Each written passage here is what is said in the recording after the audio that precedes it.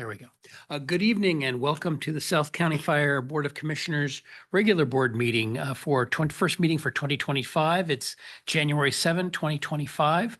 I'll go ahead and call us to order and ask everybody to please stand for the Pledge of Allegiance. I pledge allegiance to the flag of the United States of America and to the republic for which it stands, one nation, under God, indivisible, with liberty and justice for all.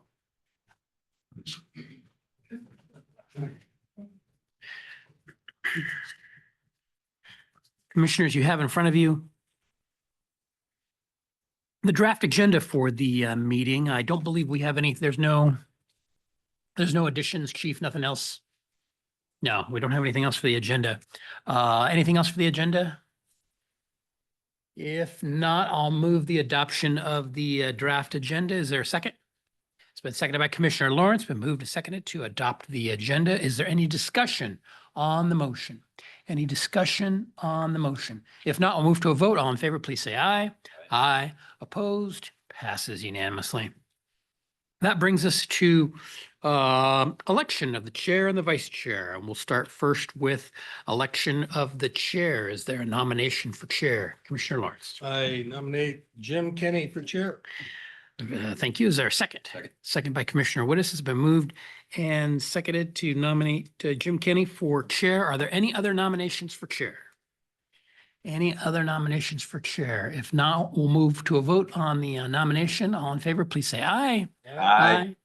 All opposed? Any abstentions? Commissioner Rowland, your vote? Abstaining? I'm not voting. Okay, very good. And the motion passes unanimously with the Commissioner Rowland not voting. Next up, thank you very much.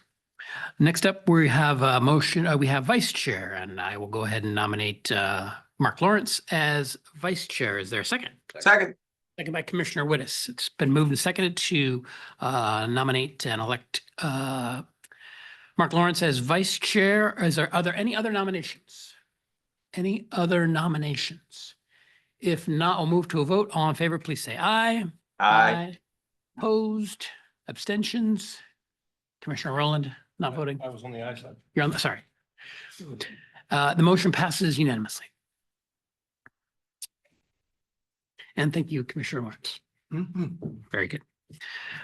Okay, that moves us forward then in the agenda to our consent agenda items with number 5, which includes the December 2024 payroll summary and authorization, the January 7, 2025 claims vouchers totaling $210,635.18, and the December 30, 2025 claims vouchers totaling $2,170,395.65.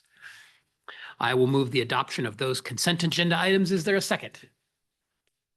Seconded by Commissioner Wittes. It's been moved and seconded to adopt those consent agenda items. Is there any discussion on the motion? Any discussion on the motion? If not, we'll move to a vote. All in favor, please say aye. Aye. Any opposed? Passes unanimously. That moves us forward on the agenda to item number 6, which is approval of the meeting minutes. And the meeting minutes we have there are the December 17, 2024 regular meeting minutes. I'll move the adoption of those December 17, 2024 regular meeting minutes. Is there a second? Second. Second by Commissioner Fernhoff. It's moved and seconded to adopt the December 17, 2024 meeting minutes. Is there any discussion on the motion?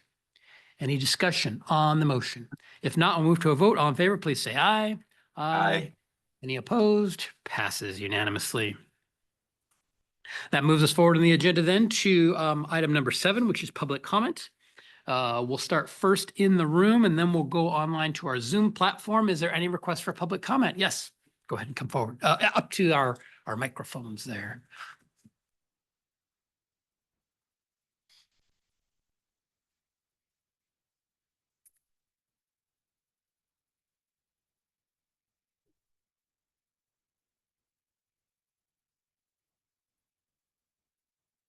Good evening and happy New Year, commissioners, Good evening. staff. Yes, online. My name is Penny Coyne. Okay, I am Penny Coyne, for those of you online who may not know me. There we go. Thank you. And I am here today, every time I come here in front of you, I know the commissioners kind of take a deep breath and go, oh my God, what's going to happen? But I'm here today to give you an update. About a year ago, actually on January 16th of 2024, Chief Maxwell and I introduced you to two young people who are in your volunteer fire corps, Maddie German and Justin Wynn, as the recipients of the scholarship that Chief Hovis and I discussed, and I was able to provide for them to go to school to get their EMT training. And I'm here today to give you the update on that. Both Maddie and Justin passed with flying colors. Both Maddie and Justin are taking their national boards within the next 2 weeks. So they will become certified EMTs. And I can tell you, I can't speak for Justin because he and I have not talked in the last week or so, but I can tell you that it is Maddie's intention to apply to be a firefighter EMT with South County Fire at your next hiring. She is from Montesano, which is out on the coast, a little town. And her mom wanted her to join the Montesano Fire Department. And she told me she's been to the big time, and that's where she wants to be. And she is absolutely determined to become a firefighter EMT and eventually paramedic with South County Fire. So I'm really excited about that. It took some time. They couldn't get into the January 2024 class because it was full. The May 2024 class also was full, so they had to wait until September. So just before Christmas, they did pass their training and now are looking forward to their national boards. And I'll be able to give you that good news as soon as I get it. So I want to thank you for supporting these young people in their quest to become part of this fire service community. And I know they're going to do great things. And I'm hoping maybe at some point the board will see it in your wisdom to expand those scholarships and maybe have more young people get involved, because I found it very satisfying, and I'm really looking forward to great things from them. So thank you so much. And if anyone has any questions, I'd be happy to answer them. Thank you, Ms. Coyne. Any questions? Ms. Coyne? Commissioner Rowland?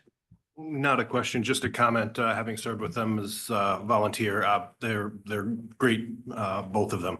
I've watched their kind of dedication to making sure that they're always putting forth their best foot, and this kind of journey that they're taking is exciting to watch. So I'm looking forward to seeing what happens in the future. Thank you, Commissioner Rowland. I appreciate it. And thank you. And as you can see, their picture was up on the screen, so you could remember their faces. Thank you so much. Hold on. Commissioner Fernhoff has a question for you. Oh, yes, sir. Yeah, not really a question. I kind of just wanted to echo what Commissioner Rowland said. Having served alongside these people, I can tell you that you not only have an excellent candidate, but both are very valuable to the program, and any organization, whatever it is that they join, they will bring not only their experience but their dedication. And I think this has really pushed them to the next level, if you will, in a career. And thank you so much for doing that, for actually blazing the trail. Thank you, Penny. It was my honor. Thank you, Commissioner. Appreciate it. Great. Gentlemen, thank you. Thank you, Ms. Coyne. That was in the room. Ms. Blankenship, let me turn to you now for online. Is there any request on our online Zoom platform for public comment? There's nobody online. Nobody online. I'll come just back to the room. Any last request for public comment? Not seeing any. Thank you. We'll move forward then in the agenda to item number 8, which is the fire chief's report. Good evening, Chief Eastman. Good evening, Chair Cannon and Executive Board, Public Liaison. I'm actually going to have multiple folks give you the chief's report tonight. And so with that, I'll start with, Chief Patrick. Well, I would like to, We are not getting any audio here. Push down. okay. See how fast I can be trained? We'd like to recognize and congratulate Captain Joe Cox. He's being promoted to captain. I don't know him closely, but all my interactions with him, just a really fine person. We're lucky to have him and lucky to have him as a leader. So just like to recognize him. And then next slide, please. Oh, and then next Friday, as you know, we had the opiate grant from in coordination with the University of Washington for $350,000. Part of that grant, what they funded is the creation of a program that trains firefighters, EMTs, and paramedics on how to better deal with substance abuse, violent interactions, suicidal behaviors, and it's a better education for responders for all those modern things that we're responding to in society now. And so we have been deeply involved in the creation of a curriculum with the University of Washington that will go out statewide. And the launch of the program we're going to host it here and not this Friday, but next Friday. So exciting progress and an exciting step for fire and EMS in the state in educating responders to the challenges, I guess, of modern times. So that's all I have unless there's any questions. And we just wanted to recognize an event that we recently participated in. This was a Hanukkah celebration that was held at the Linwood Light Rail Station on December 29th. Ladder 14 was invited and was there to drop bags of guilt. In a traditional Jewish ceremony, guilt is coins. And in this case, it was chocolate wrapped coins that were dropped to kids below. And the organizers called that the highlight of the evening. They were just so grateful for our participation. Linwood's mayor was there and other community leaders from Sound Transit and other organizations. And so they were just so grateful for our participation. So just wanted to highlight that for you. All right. Good evening, commissioners. So our annual insurance renewal is due in about a month. And so I wanted to give you a quick heads up about what to expect. We're generally planning for a status quo renewal, but we've asked our broker to address a few topics for us. The first is raising the deductible on our property from $2,000 to $5,000, which will hopefully positively impact our claims experience. We've also asked them to shop for an excess policy for earthquake, and that's in response to the sublimit that they put into effect last year. We're asking them to check in on the availability of an excess policy for cyber liability losses. And then we're, of course, asking them to shop our current general excess policy for competitiveness. Next week, we have Nicholson, who is our insurance broker, coming, and they're going to have a brief presentation on how we're doing from an overall risk perspective, the insurance market, and then, an insurance market update, and then a presentation of just generally our coverage. I'm also planning to bring some of the details of our renewal when we get it to you next week as well. And then once that renewal is behind us, the administrative leadership team is going to do a deep dive on our risk and our insurance. And the purpose of that work will be to ensure that our current broker, our current insurance provider, and coverages are keeping up with the changes in our organization and keeping up with the broader landscape of the risk and insurance market. And so after the renewal, when we're complete, when that work's either in process or complete, you'll hear more about that. Thank you. Great. Thank you.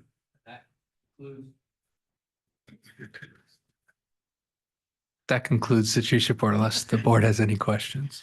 Thank you, Chief. Any questions from the board members for Chief Eastman? Any questions for Chief Eastman? All right. Thank you, Chief.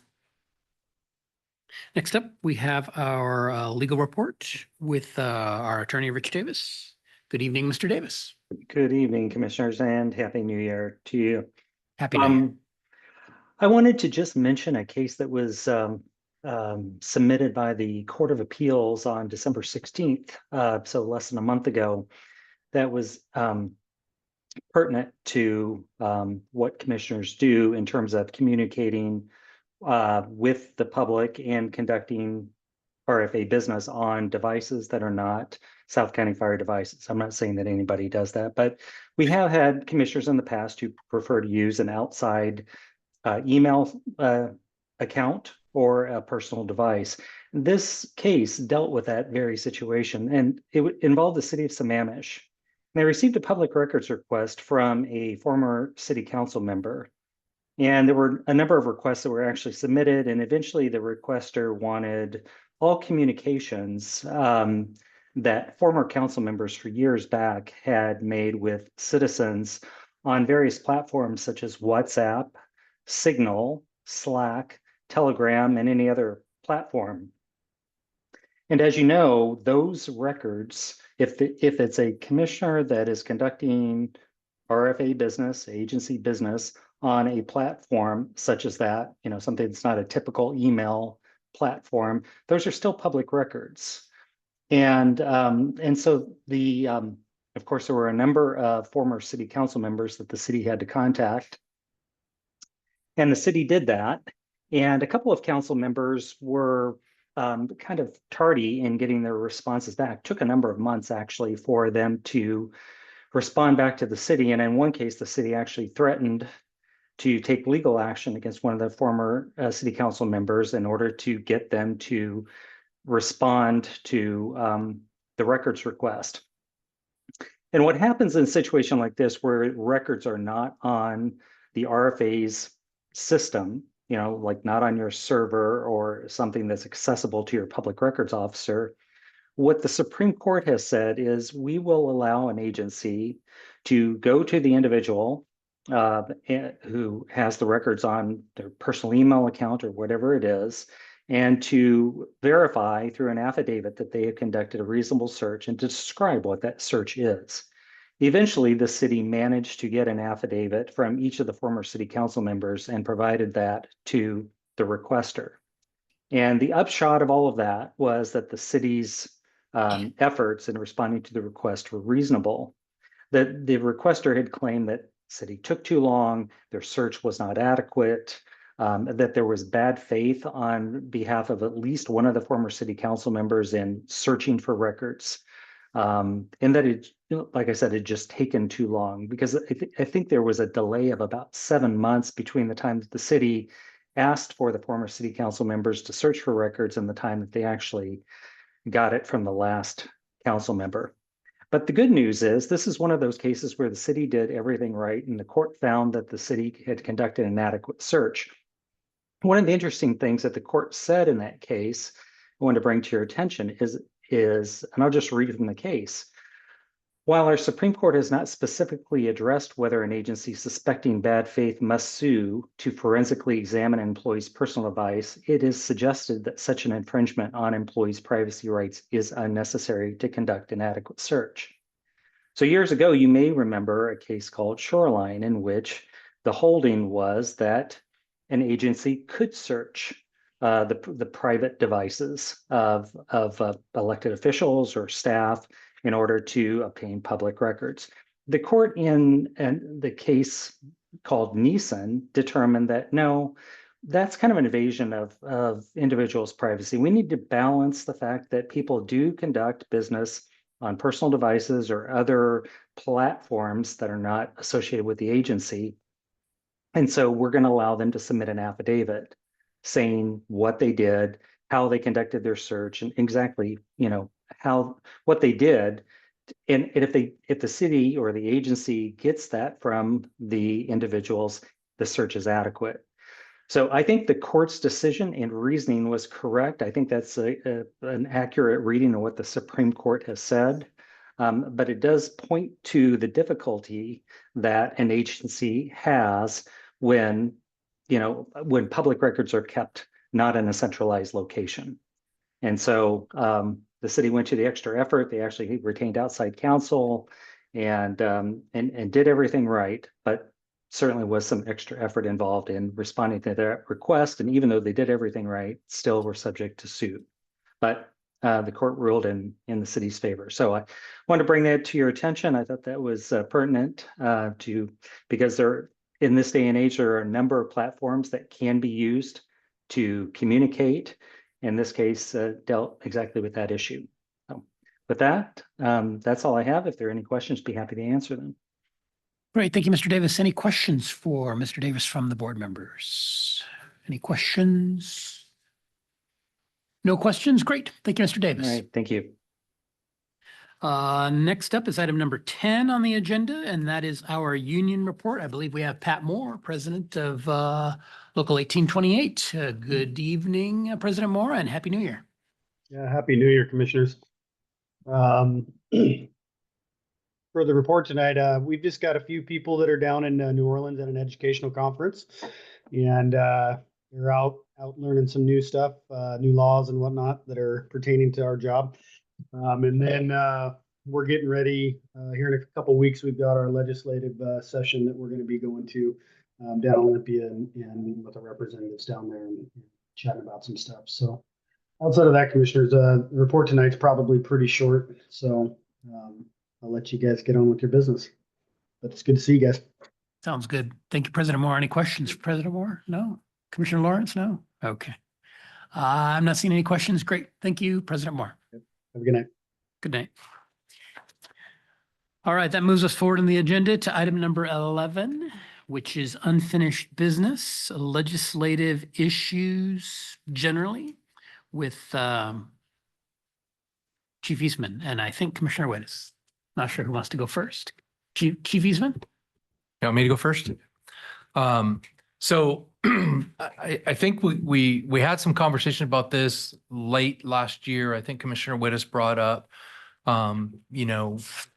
should the RFA become a little bit more politically active, legislatively active, both locally within the state and potentially in Washington, D.C. He specifically brought up the no, it escapes me. Congressional Fire Service. Yeah, Institute. and I suppose 10, 12 years ago, the RFA participated in the fire caucus in Washington, D.C. almost every year. And we did reap some benefits from that, from some federal dollars that purchased equipment and resources for the RFA. And I think that's kind of the start of it. And there's some very specific legislative things that actually staff's been working on as we went and redid the ILAs with our agencies, our cities that have annexed into the RFA with regards to fire marshal services. And we've identified that there's a challenge for us doing fire code official work, and the statutes don't actually give us the statutory authority to do that work within the borders of the RFA.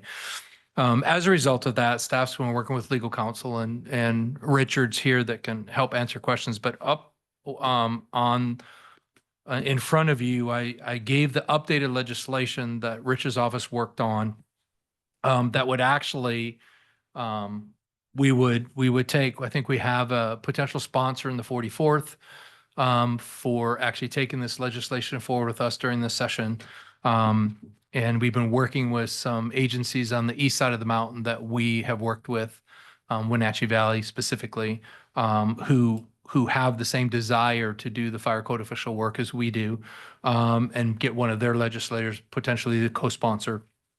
And we're kind of fortunate in the RFA is AJ Johnson, or Captain Johnson, is one of the lobbyists for State Council of Firefighters. So we have a different kind of connection as a result of AJ being part of the organization. And so we would like to move forward with potentially getting these legislative changes if we're fortunate enough to get it done in this long session.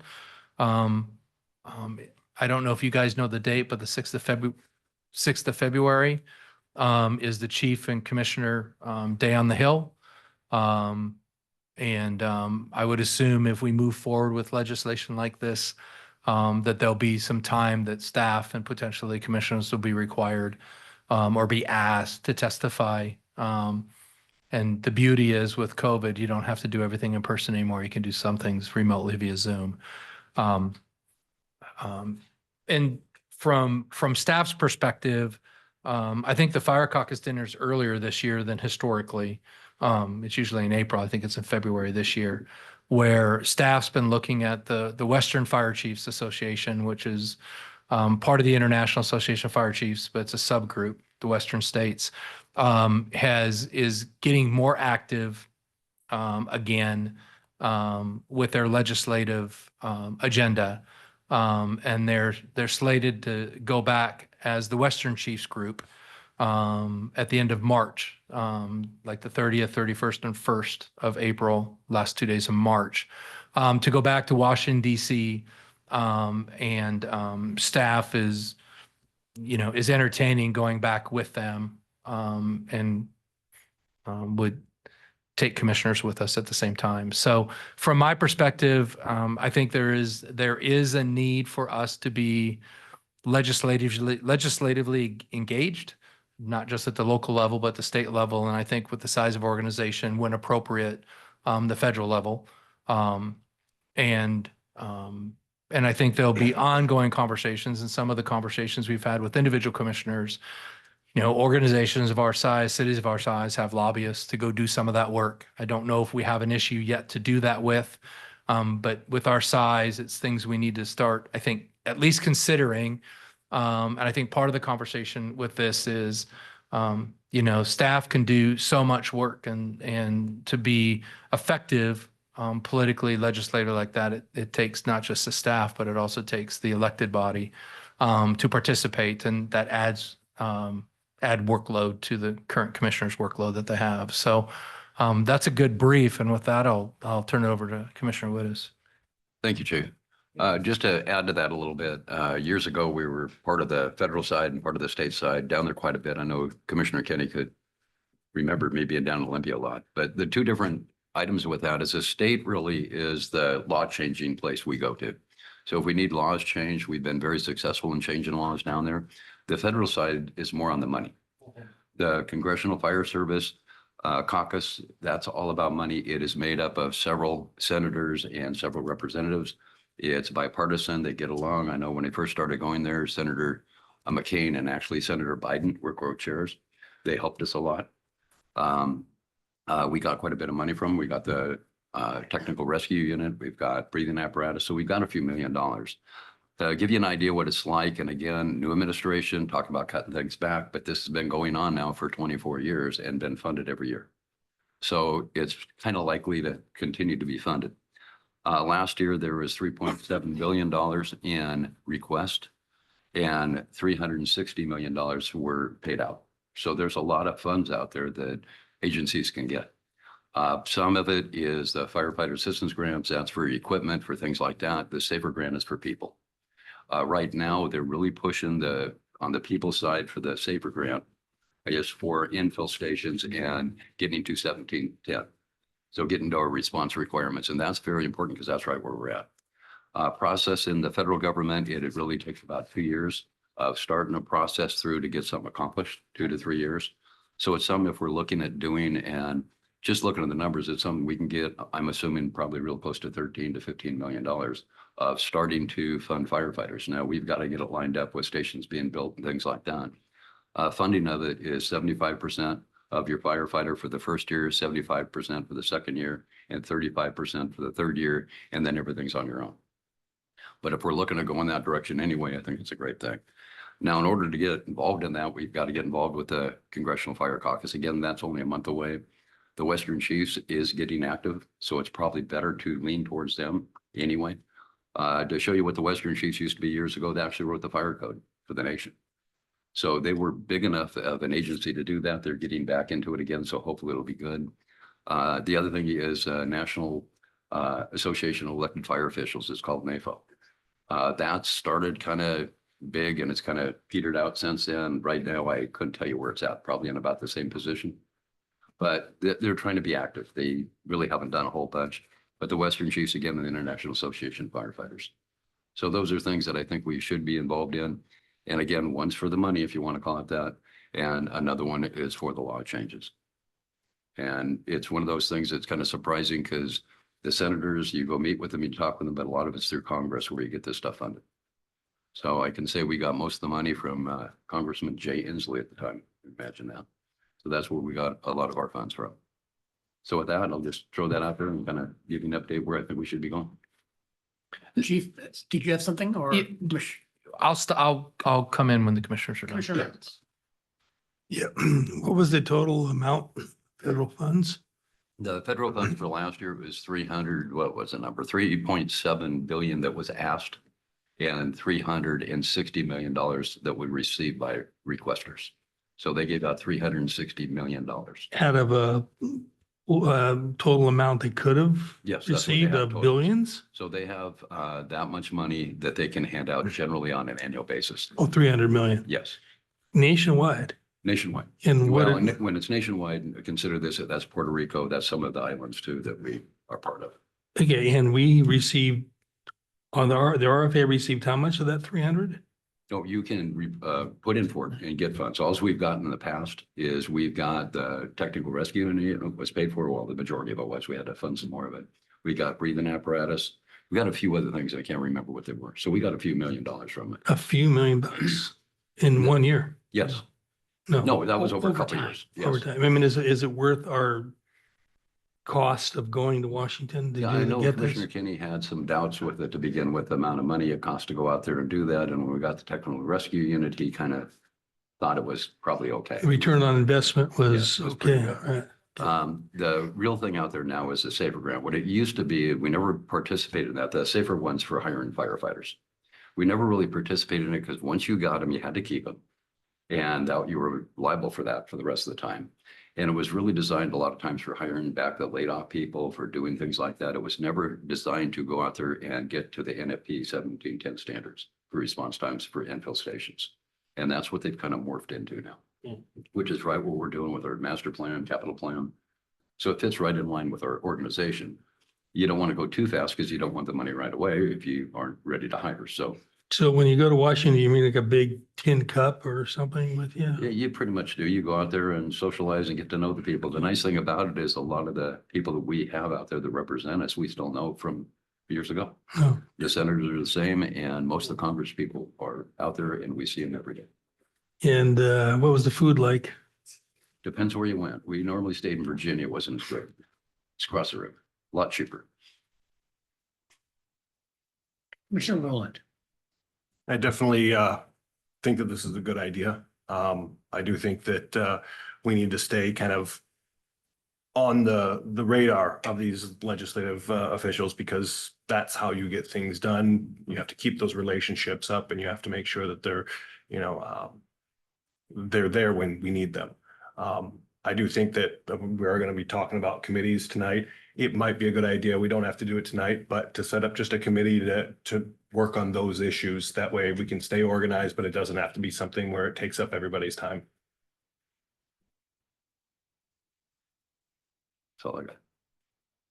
I wanted to come back to Chief, the Fire Marshal's Office Authority legislation. And can you just walk us through a little bit about what the intent of it is to try and do and what the language is does, shall we say? So I'm fortunate because Richard's on the meeting tonight and he can correct me where I'm technically wrong.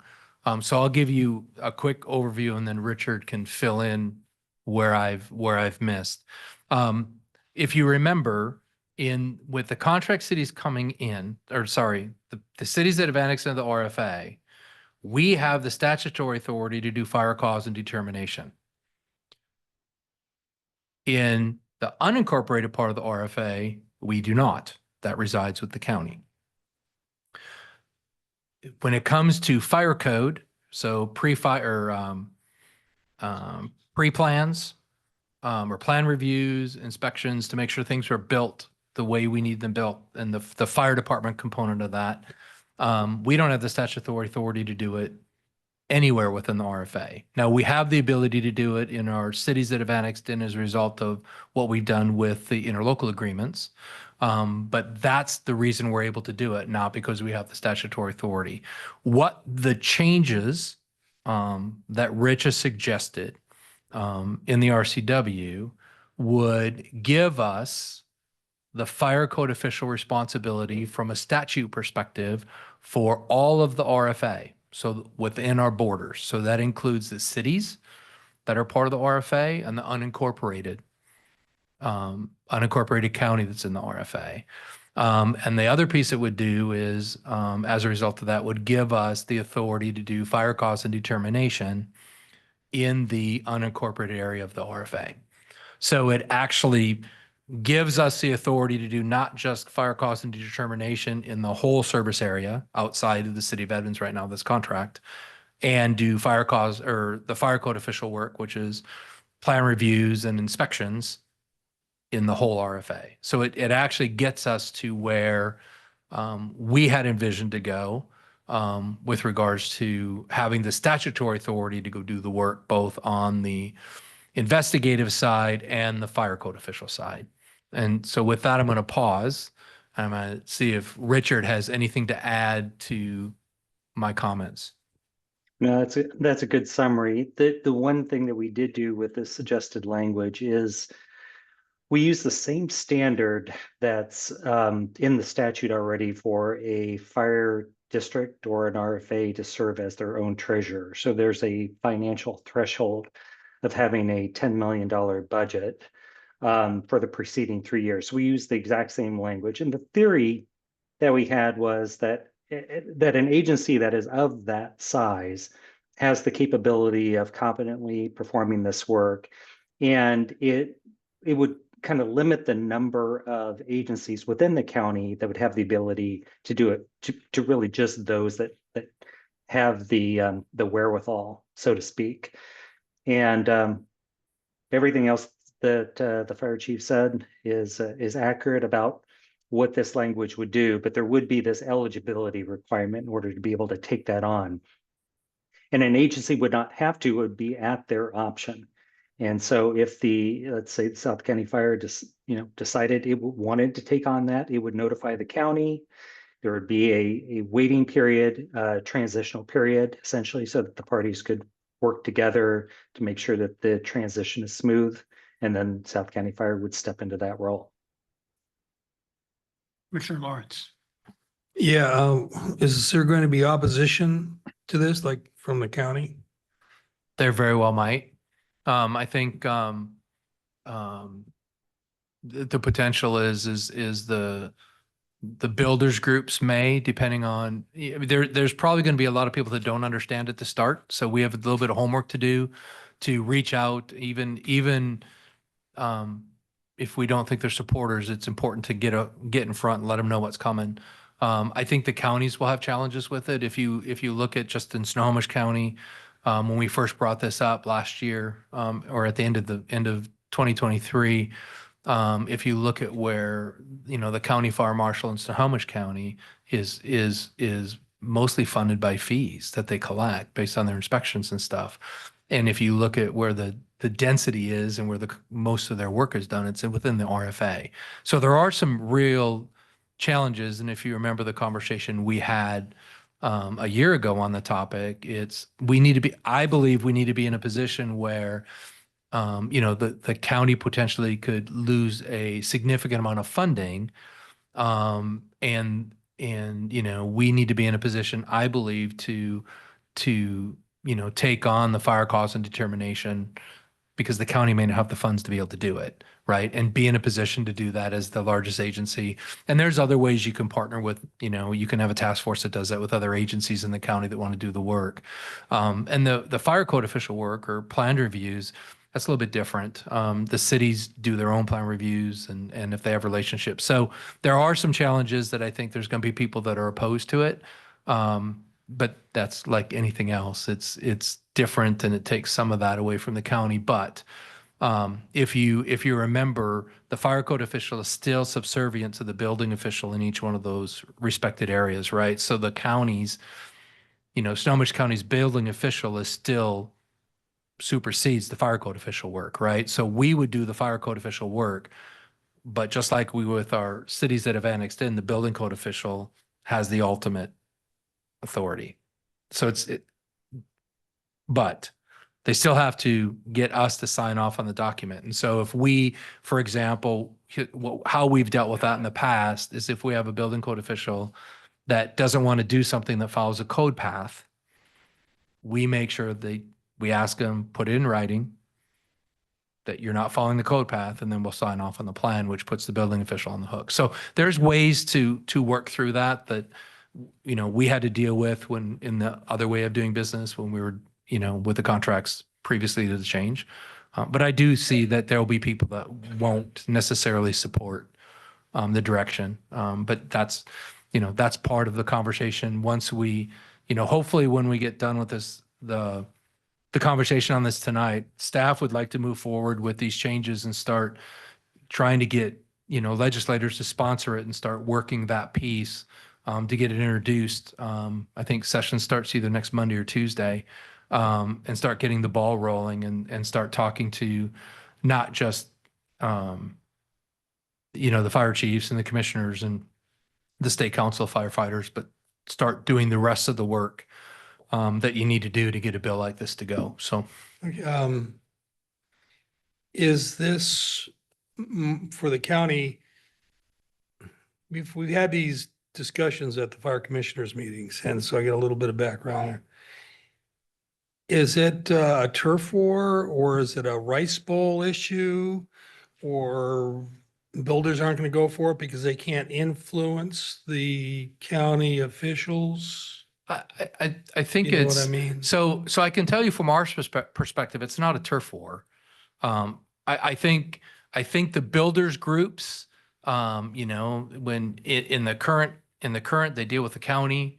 If you add us as another player, it's just another person they got to deal with, right? And they have multiple players to play with. And although I think that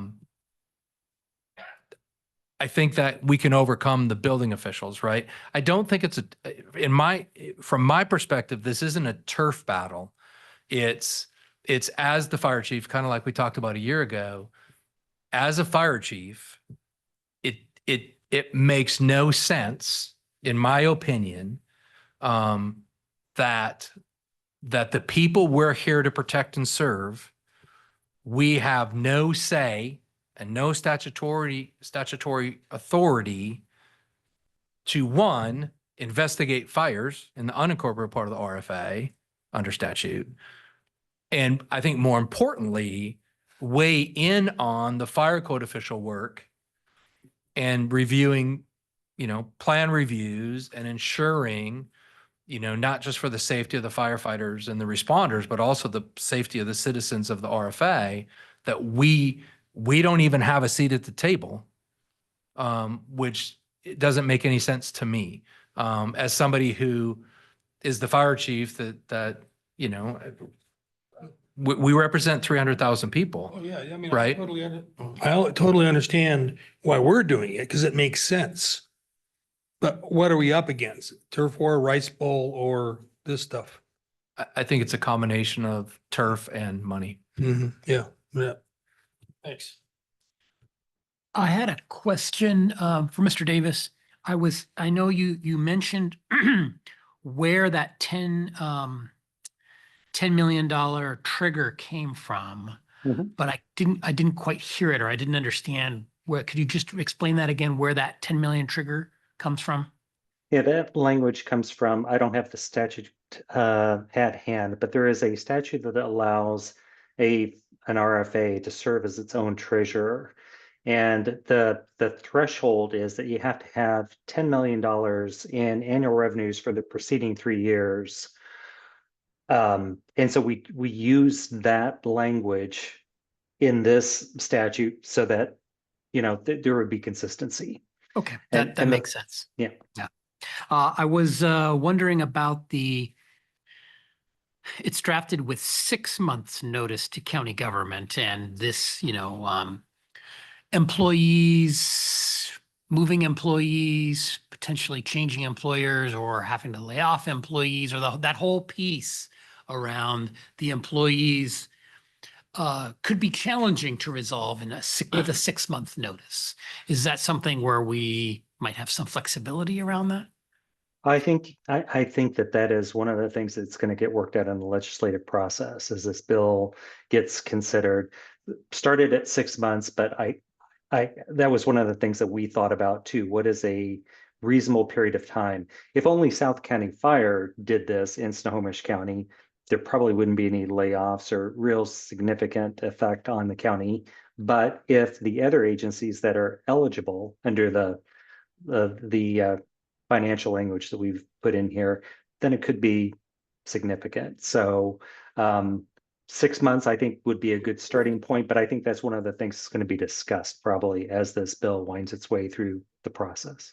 Yes, I think 6 months is a good place to start and potentially bringing over affected employees one way or another, however that happens, is a way to smooth things in the transition, because folks getting laid off is always a way to create divide instead of a bridge to make it happen. So, is there? I was impressed that it's all fits into the RCW 1927-110. That's nice. It's not like a huge, amending 3 or 4 different RCWs, which is great. Is there anything that this is not? Does this what we see here in red? Does this cover everything we need? Are we leaving anything out? I don't think we are. And the other thing that I didn't mention is that if you assume this responsibility, you would be entitled to charge fees for the work that you do, just as the county does for the work that they do right now. What we didn't address is what are the kind of the mechanics of that? I kind of see it as working in a couple of different ways, but I think it's one of the things that gets worked out between the county and the fire authority or the agency that's taking on this responsibility. So I think this language, I was happy that it fit into one section of the statute, because I think that is an easier pill to swallow. And I think that this is broad enough to say, South County Fire can impose fees or any agency that meets this financial criteria, but the mechanics are something that will get worked out, just like with the employees that would be affected. The agencies would talk together and figure out a path for that to happen. Take, for instance, the benefit charge. The statute provides the authority for an interlocal agreement to be entered into, but it doesn't give any specifics other than the county can charge 1%.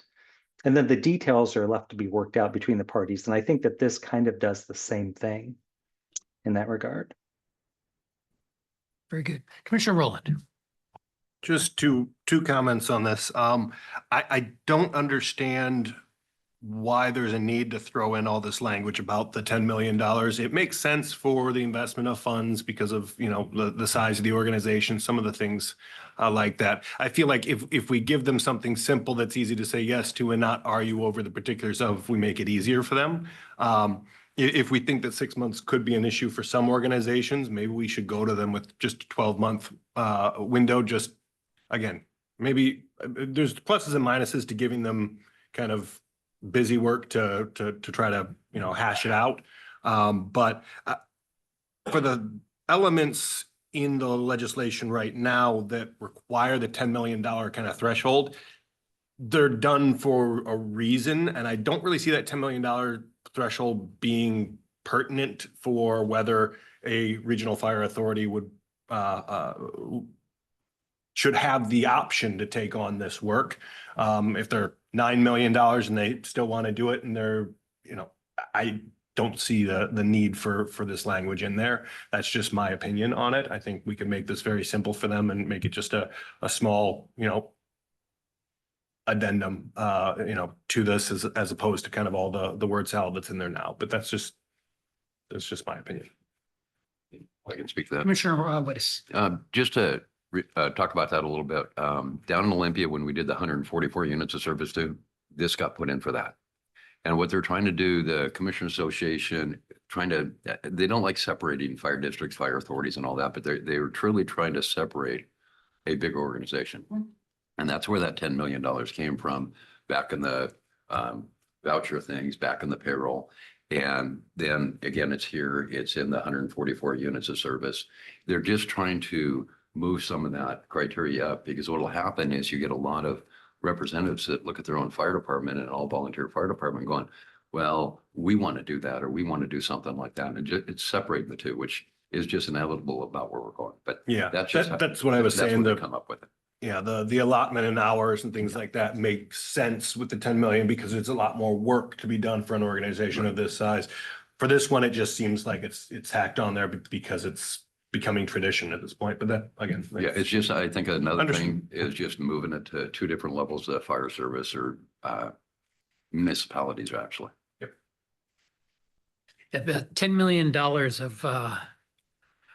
of revenue in the preceding 3 years is not a lot of money in the fire service world. So, In the larger. yeah. And so, I mean, all of these things, of course, would be subject to the legislative process, and that is as we have seen, it's a meat grinder. So all sorts of things can come out of that. I did want to transition over to a question about the federal piece, the fire caucus, working with the Western fire chiefs.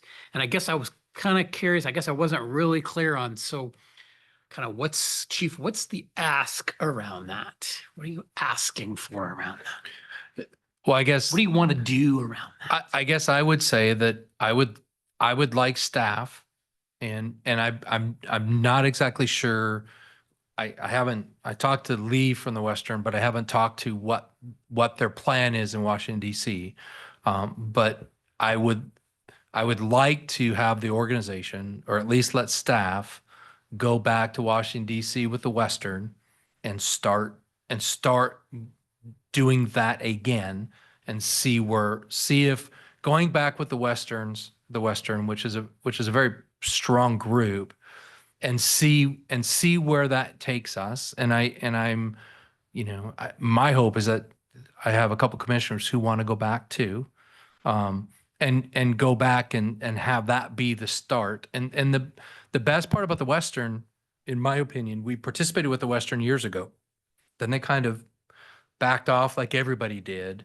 And now they're going back forward and engaging again. And they're actually a really strong group to do that. GMT is a big topic of conversation. It's a big topic of conversation with the International Fire Chiefs Group, specific to what, the things we've been talking about, the potential of changing the way the cost reporting is done that will reduce the reimbursement component. And so there's things that are starting to get legs that truly do affect us, to the tune of, if we're going to lose up to 40% of the GMT money, that's $4 million annually.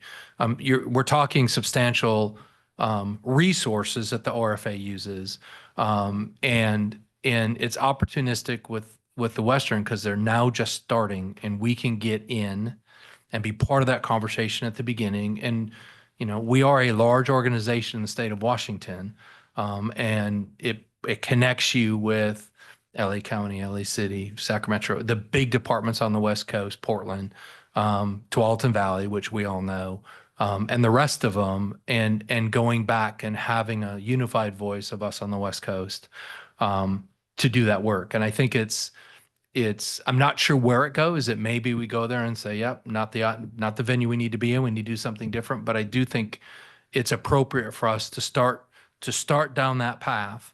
And I guess the opportunity of the Western kind of reared its head at our chiefs lunch this on Monday, that they're doing it for the first time in many, many years. And so it kind of just fits into where I think we are organizationally. And it's in my opinion, it makes sense to actually participate and see. And if it's something that we find that's effective, we continue. And if we find that maybe the Western isn't where we need to be and we need to do it a different way, we can pivot and figure that out. Commissioner Rowland. I fully support this. Just want to know, what do you need from us, if anything, to move forward? Well, I guess I'd like the board to concur that it's time for us to kind of move in that direction if the board does concur. And then I think one of the things that staff would like to know from the electeds is with the legislation we have that we're gonna try to get moving and rolling down at Olympia. And then some of the other political things, i.e. Washington DC, who on the board is interested and wants and has the time and wants to do that work. So we can, start having conversations and get things set up, knowing who, because sometimes we get a call on Friday night that says Monday morning, we need to be down in Olympia testifying on our legislation because that things happen that fast. And so, one, is this a direction, the board wants to move and wants to go, i.e. Washington DC specifically? And does it sound like the Western's a good place to start and go with them and then evaluate it and determine where we go next or what do we do next after that? And I think it's to identify, which commissioners on the board are interested and want to be part of the team that, specifically this legislation goes and speaks on behalf of, the legislation we're bringing forward. So I don't know if that answers your question. Chief Maxwell. Just to add a little more color, because I was recently at a Western gathering. So they have a new executive director taking over from Chief of Boise from Mark Niemeyer. And they are wanting to put resources and really the Western wants to lean in and really represent the needs of the Western United States back at Washington. They say, the I-Chiefs is great, but what are our real big needs here on the West Coast? And how can they want to really unite the Western states and go advocate for our issues on this side of the country, different than the I-Chiefs as a whole, in collaboration with them, but different. They want to lean, they're changing their stance. They want to lean into this. So I guess I kind of see the two issues, the state issue and the federal issue, just slightly differently. The state issue is immediate. The legislature begins its session next week, I think Monday. And so I think we probably should do a motion supporting the concept of this because the actual language may change drastically with the bill. Once a bill is actually entered into not using the right term, but entered into the legislature for consideration, there'll be an opportunity later to actually, say we support bills, 1122, whatever. But it might be helpful to have the board support behind the concept of doing this so that our representatives or we, if we're down there advocating or for it, can say, hey, the board supports this. The federal piece I see as just slightly different, and that is, Chief, I don't know that, if the board objected to you doing that, you would want to know that. I think you have the authority to, look at, go to conferences or advocate to save GEMT or preserve GEMT or look for ways that we can do things federally. If commissioners are going to travel out of state, that would take board approval. And I understand you want board concurrence with what you're doing. But it seems a little more, the state piece is very direct and in front of us. The federal piece is a little less so. And I don't know if the board wants to chew on that, maybe for a meeting or two before and maybe we need a little more of a written plan about this is when we want to go. This is who we want to take. But in terms of like, if you decided, Chief, that you'd like to go to a training or you, one of your assistant chiefs were going to go, I don't know that we would be saying no. If you're intending to take a big enough group that impacts us monetarily, then yes, that would take a board authorization. So so I kind of see the two things differently. And so on the state piece, I would like to make a motion to support that and authorize you to take that concept forward to the state. So I'll move that we authorize the chief to move forward with the concept of the fire marshal's office legislative language change presented to us tonight. Is there a second? It's been seconded by Commissioner Rowland. It's moved and seconded to support the concept of what we have in front of us tonight for our fire marshal's office, fire marshal authority change. Is there discussion on the motion? And I use the term concept because it could change a lot and you need a lot of flexibility. And in the end, I'm sure you'll be coming back to us with, a specific bill that is something that we would want to say, we support this particular bill. Any other discussion on the motion? Any other discussion on the motion? If not, I'll move to a vote. All in favor, please say aye. Aye. Opposed? Passes unanimously. Thank you. Staff thanks you. And Chief or Commissioner Wittes, what did you think about my thoughts on putting together something more definite regarding the federal piece? Or do you just want a head nod? I mean, I think you kind of already have a head nod from the board. I haven't heard any objections to what you're saying, but I don't know if you want a specific motion or you want to think about it for a meeting. I don't think staff, I think the intent is that we'll have representation with the Western. Obviously, there's some more information needs to come. They don't have all the information out yet. But I think having something that gives us a little bit more definition on what we're thinking long-term for the RFA as a whole, I think is positive. As we get more information on the trip, the legislative trip with the Western, we'll continue to keep the board up to date and continue that dialogue. Okay, that sounds good. Anything else from the board on questions or discussion on this legislative topic? Yes, Commissioner Watts. Excusing David Jan. I'll do that later, but yeah. Okay, that takes us forward in the agenda to item number 12, which is new business. And we start with committee appointments. And Commissioners, I sent out to you an email basically suggesting that the board appoint the same commissioners and board members to the same committees from last 2024 for 2025.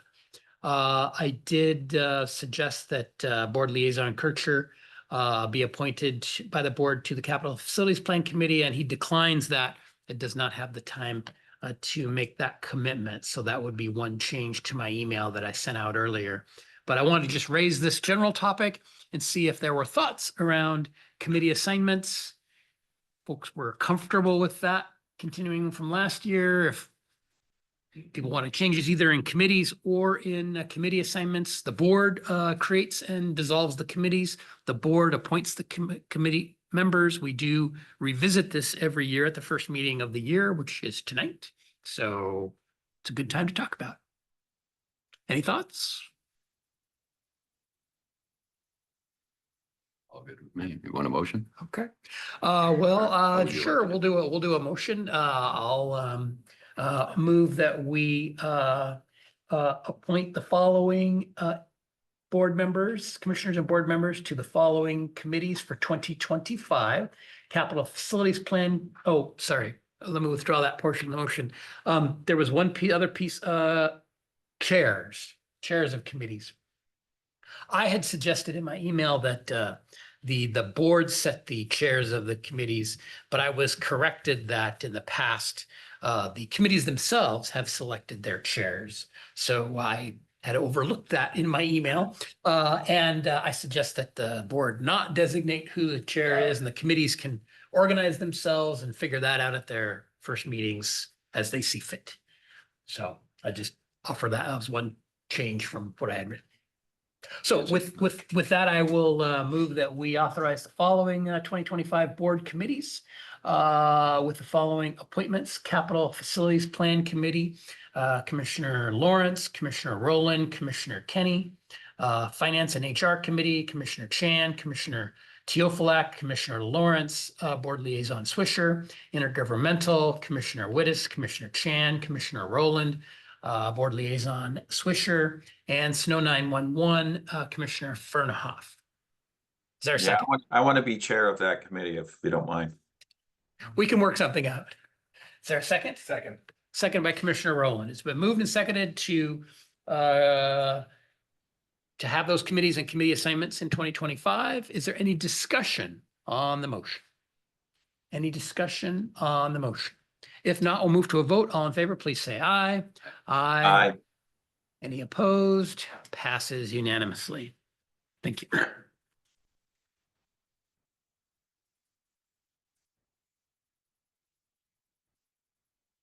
Okay, next item, item number 12, new business is board priorities, just for discussion. Each year we do a board set, or at least indicate board priorities at some point in the first month or two of each year. And in the board packet, you have a list that Chief Eastman and his staff put together regarding some of the highlights or goals or things, important things to consider for a list of goals, organizational goals in 2025, listed at page 54 through 55 of the packet. And so I was hoping to just get you thinking about that, and also thinking about how the process that we might use, because we've used a couple of different processes over time, about driving at that, what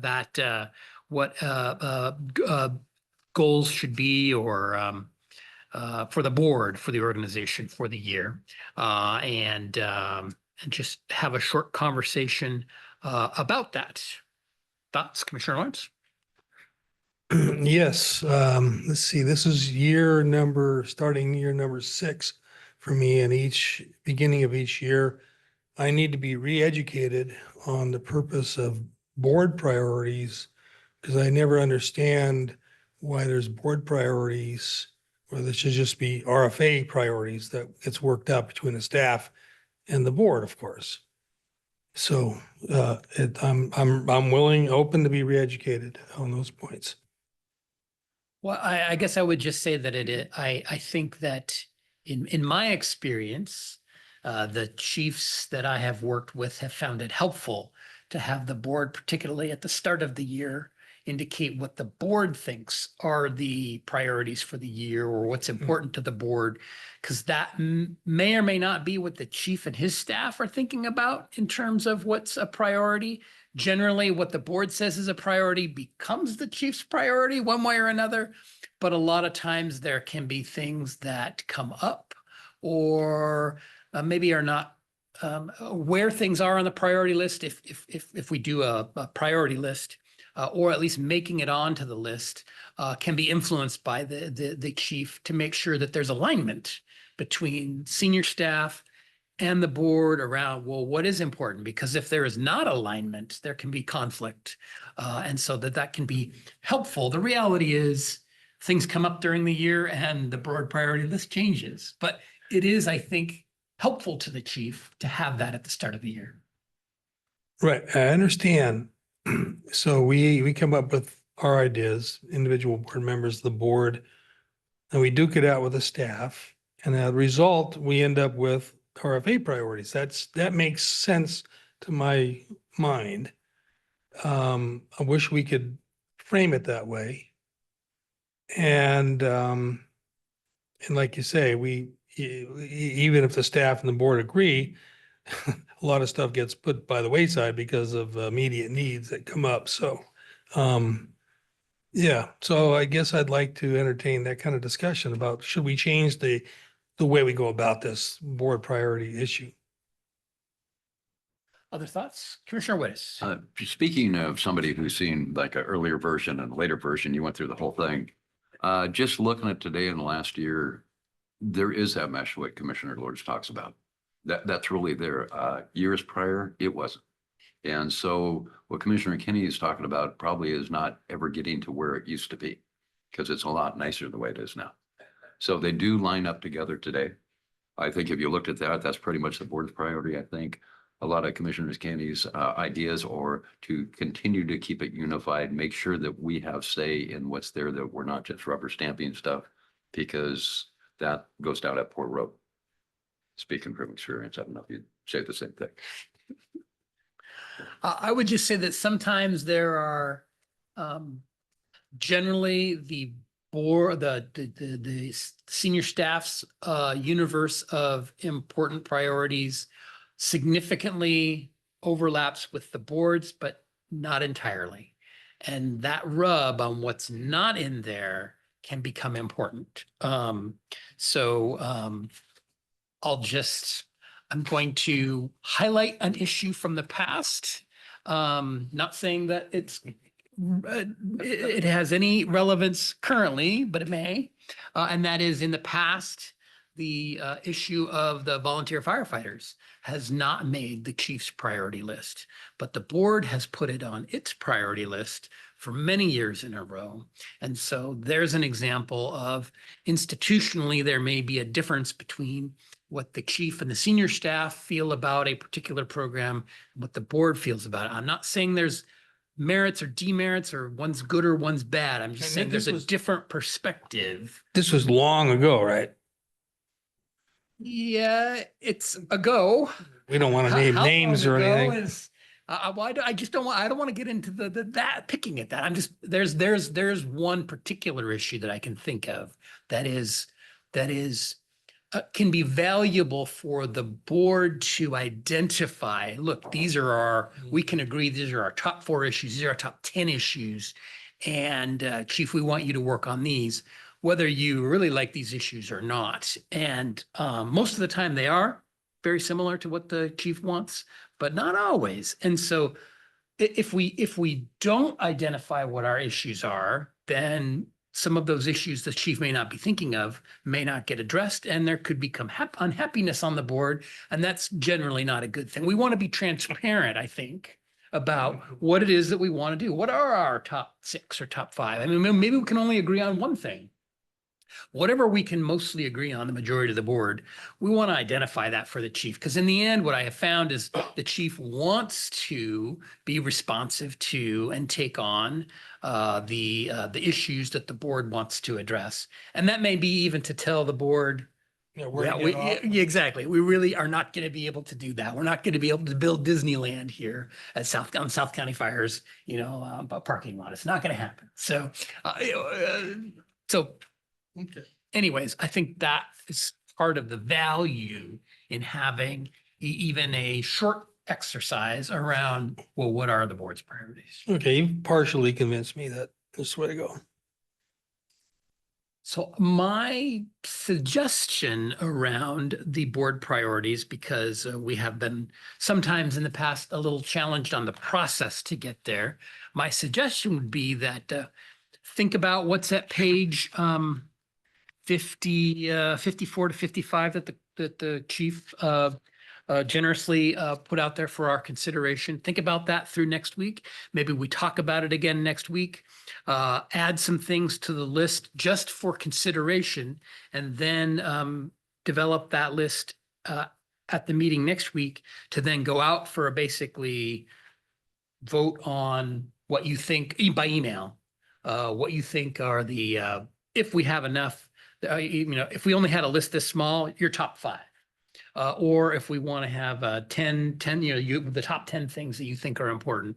And then we can at least tally those up and see what people think are important. We'll do that back at the next meeting, because it'll be a public discussion, public rendering of that. And then we can have good discussion about what actually, are the important things. And most people participate. Not everybody does. That's okay. I know we've done a dot exercise before that has been kind of not as favored, shall we say. So doing it just by an email response back to the list, a request to provide that input, and then a discussion at maybe the third meeting of the month, this month, might be the way to go. I'm not averse to the dot exercise. I made money. I sold my dots to David. So That's how it happened. Other thoughts about the board priorities for 2025, or a process to drive that, setting them or putting together a list of them?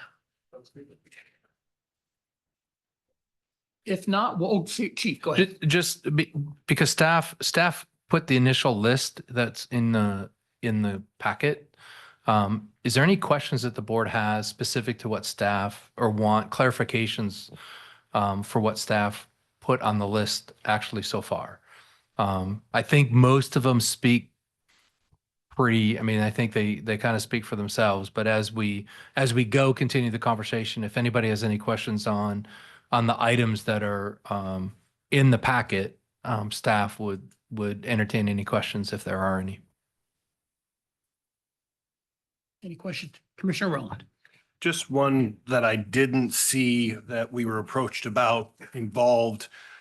I'm trying to remember kind of the gist of it was our involvement in the county level with all the other organizations, informing that group or restarting that group up to help with the standardization of kind of practices. Help me out here with this. I'm drowning.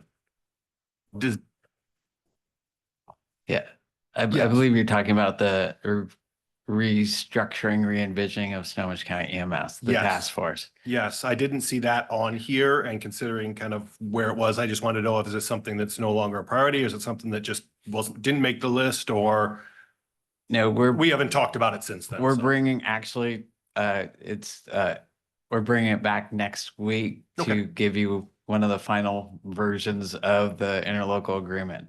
Okay. All right. Thank you. Great. Well, you will be getting an email then. Well, first, please provide any additional items that you would like. I'll have Ms. Blankenship send you an email about the board priorities. If you'd like to contribute some other ideas for the list, we'll come back and talk about it at the work session again next week. And then we'll plan to have a final discussion on it at the third meeting of the month. And by the end of the month, hopefully get to a board priorities for 2025. Okay, anything else on board priorities? If not, we'll move forward in the agenda then to committee updates, if any, starting with capital facilities. Okay, yes, we had a meeting right after our last meeting of the month and last year. So the property on Alderwood Mall Parkway, presently the existing tenants will finish their lease. Staff is figuring out what to do, keep the property occupied to avoid squatters and other illicit activity, or build a fence around the property. They will be starting shortly to clear the undergrowth. Also, they're continuing to work with the county, planning and building departments concerning utilities, especially the sewer connection. Now, the Valley Village property mitigation work continuing, could be finished sometime this year. We should have a report by July. July, okay. Planning and design of the North Road Station continues, and it's on target. The chief discussed the overall complexity of planning for the future, that there are many factors that go into determining what stations get built first, and other options out there for coping with the response time, such as infill stations, et cetera. That is, it's not just the cost of adding stations, but the cost of equipping and staffing.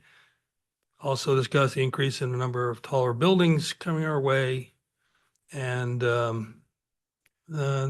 probably more.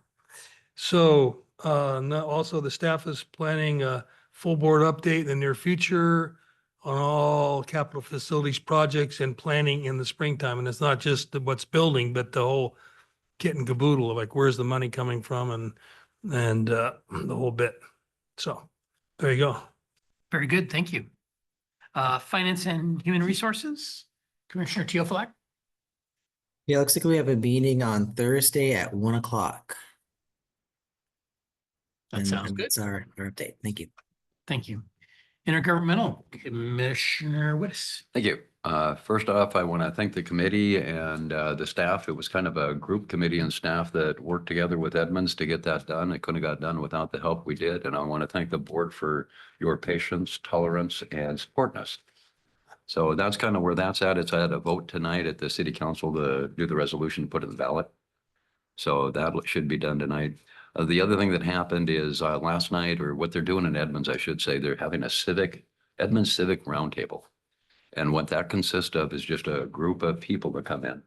It's not politicians, it's not anybody. They just come in and talk and work on what they want to hear about. They have 12 meetings a month, and they would like participation of people, of their own people, to give presentations.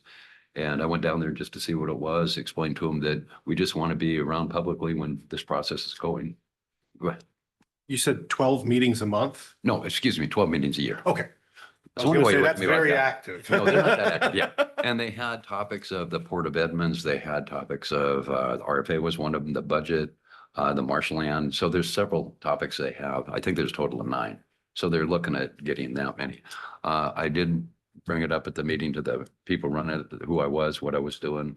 They were very happy there. They said they were looking to find out how to get a hold of me because they would like a presentation from staff and us down there at one of the next 2 meetings.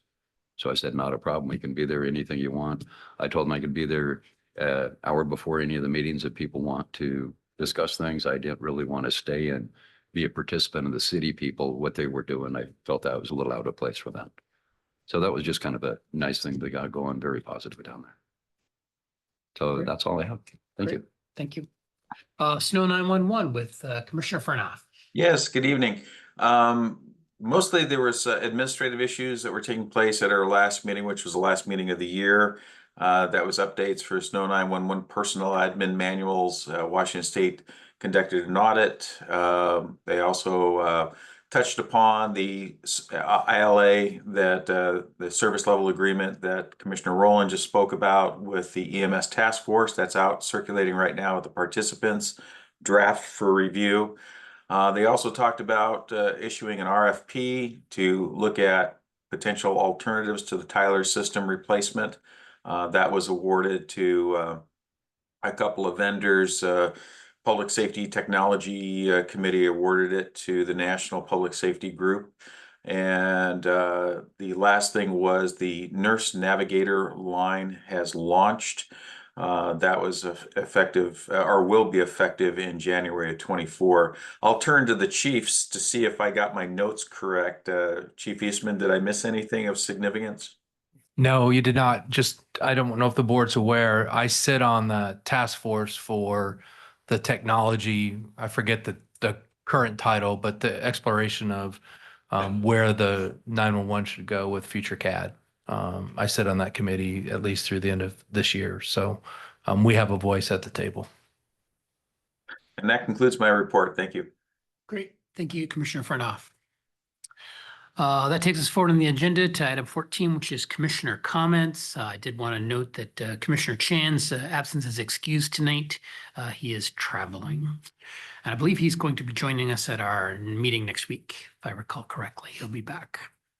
Are there other commissioner comments? Commissioner Wittes. Thank you. I just wanted to bring up something Commissioner Rowland brought up earlier about legislative committee. And I know back years ago when I was doing it, this stuff happened so quickly that you would get in the phone tomorrow basically and say, hey, can you be down here tomorrow? Can you be down there like that? I'm not sure how the committee would be. I think that's something we can talk about next meeting, just to bring that up or just kind of go over how that would work. But I didn't want to disregard his need or his comment with that because that's pretty important. Thank you. I was thinking intergovernmental could take that up. Staff was also, by the way. Well, great minds think alike. Don't we? Other commissioner comment? Any other commissioner comments? All right, no other commissioner comments, then we have no other business before the Chair board. Kenny, So yes, could you please address the dish with the commission issue? Oh, yes. Okay, sorry. Thank you for reminding me. So in 2025, I wanted to ask the board, did the board want to continue the Dish with the Commish on the work session meeting 6 o'clock before the 7 o'clock work session meeting each month? Because our attendance, Ms. Blankenship, would it be fair to say the attendance is not outstanding? Well, It's minimal? it's minimal. It's minimal. Okay, I want to use a fair term. It's minimal. And we've been doing it every month. And so do we want to continue that commitment in 2025? Do we want to adjust that? Perhaps reduce it? And we don't have to decide tonight, but I at least wanted to raise the issue here at the start of the year to kind of get the flavor of the board. Commissioner Rowland first and then Commissioner Lawrence. Well, I'd just like to ask for those commissioners that, I mean, if the attendance is minimal, I know I've made most of them that aren't attending. Is there a reason that it doesn't work for you guys? Is there something that would work better to help, keep those lines of communication open than that particular venue? I mean, if we're going to change it, I don't want to lose the value that is there, but I understand how some people, may not be able to attend everyone. Speaking just for myself, I have a very hard time making it from work to get there at 6.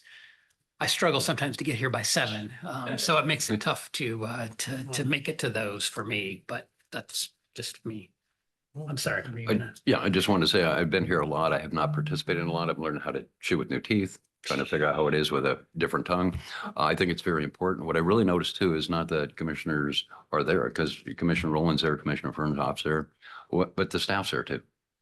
And when you see our staff, they're dealing with our firefighters, meeting with the firefighters. I think that's important too, because those are people they don't normally see unless they're bad. Commissioner Lawrence. Yeah, I was thinking along the same things. I was going to say the same thing. You stole my thunder. Sorry. So when you say minimal, you meant commissioners' attendance was minimal. Yes. Okay. Correct. And But there is also another component that comes up if more commissioners do attend, which means it has to be announced as a special meeting, which is not a problem at all. It's just there needs to be a lot more communication between so the commissioners if they're going to attend. It's not just a show up if you can kind of situation. Okay. Because I just usually just show up as I can. It's usually most of the time, but not right in the beginning. But anyway, I kind of gonna second the notion there of Commissioner Wittes that it's probably really good for the staff to break bread with the crews, just like he said, and then when commissioners can show up, that works out. Commissioner Rowland. I would say having the need to call a special meeting for it would be a nice thing, just having that many people show up. But what we have done in the past when we got close to that number, we basically just segregated out where you had 2 commissioners at one end of the table talking to a group over there. And so there was no really cross communication or any issues with Public Meetings Act or anything. I realize that's the best we can do when we don't have advanced planning, but it has worked on the occasions that it came up, so. So I'm not hearing anyone suggest that we either terminate them or reduce the frequency. So we'll plan to continue the Dish with the Commission on that before the 6 o'clock and before the work session meetings each month. Chief Eastman. So one of the things that I would like to do for this next year, now that we're going to continue the process or continue Dish with the Commission, is you've had the last, have you done it 2 years now? Where you've had the uniform staff come. I'd like to have a handful of times over this next year where we have divisions like finance come or logistics come, those that want to, facilities. There's a whole lot of folks that do the work behind the scenes that some of you know who they are, some of you don't. I know the work that they do, and I know the fact that this isn't a surprise to anybody in the room that we are a lean organization, and there's a whole lot of folks that that work very diligently on behalf of the mission that we have in the RFA. And so I would like to just let the board know that there will be, as we continue to do this, that I anticipate you may not have a crew here one night. You may have admin staff and get to know some of the folks who do the work behind the scenes. So just kind of expanding that a little bit and let some of the folks that in the divisions when they have the availability to do that to see some of the other staff. Commissioner Lawrence. Yeah, when you said lean organization, you weren't talking about waistlines. I wish I was, but no. Okay, any other, I think that's all we had. We're done with commissioner comments. So last is adjournment. We have no, sorry, Chief. Can I have a good of the order? Is that fair? Certainly, we'll stay flexible. So, Chief, good of the order. Chief Isotelo and HR, as you know, we're coming up and doing volunteer interviews. And I think we had 45 that put in applications. As it turned out, several of those actually didn't even live in the States, my understanding. Or the country. Yeah. So I will tell you though, Chief Isotelo is going to interview 19 additional folks that want to be volunteers here at the RFA. So I would anticipate that when he's done with that you will see me come and ask to expand that program to accommodate those that successfully complete the interview process, and our numbers will be greater than what's currently authorized. I hope the board gives us the authority to do that. So I anticipate that. I don't know the time frame. My guess is either the first meeting or the last meeting of February is when that'll be coming forward to you. Just so you guys are aware it's coming. You're not surprised. Very good. Thank you.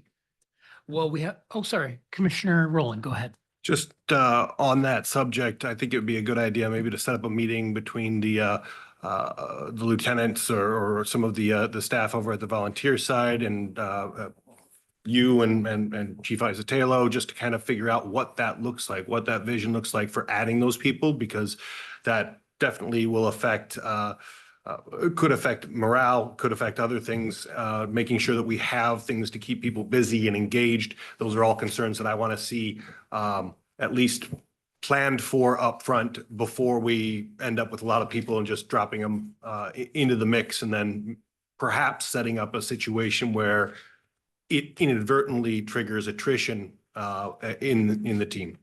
We have a meeting with them already scheduled for the 28th. Great. Anything further for good of the order? All right, without any other business before the board, we are adjourned. Thank you. We'll see you next Tuesday night for our work session meeting, 7 o'clock. Thank you.